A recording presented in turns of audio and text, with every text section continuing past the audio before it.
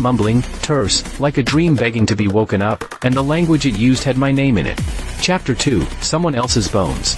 We cut the wall open because what else do you do when the ship claims it is pregnant with a person?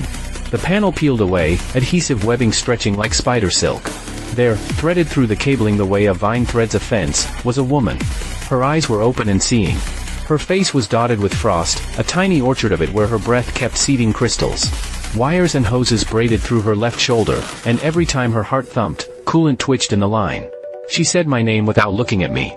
She spoke the names of my father and of the town where I learned to swim, and I realized her throat had the raw, bleeding sound of someone who had been telling a story for too long with no one to believe her. We cut her free. Captain Soul spoke to her like a child about to sit up after a fall. "You're safe. You're aboard the Spindle." She laughed once, broke, ugly. "Not mine," she said. "This one is too clean."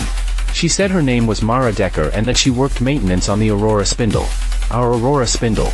She had never met me there. She said I died 3 months into the mission when a valve refused to do what valves do. She knew Jin's laugh. She knew Luca's bad shoulder. She did not recognize our captain's eyes. We compared schematics, scribbled confidences, bits of horror. In her world, war was less rumor and more arithmetic. They had also fired their array. They had also heard something laugh inside a jar.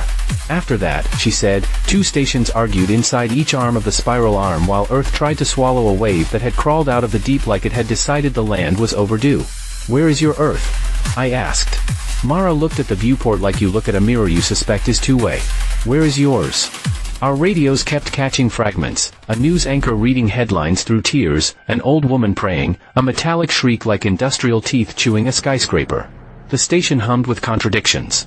A locker opened to show tools engraved with letters none of us could place, though I swore I knew the alphabet standing backward. I pushed my palm against the wall and felt a pulse not sync to the ship's clock. That night only by our lighting cycle, I dreamed a dream with gravity.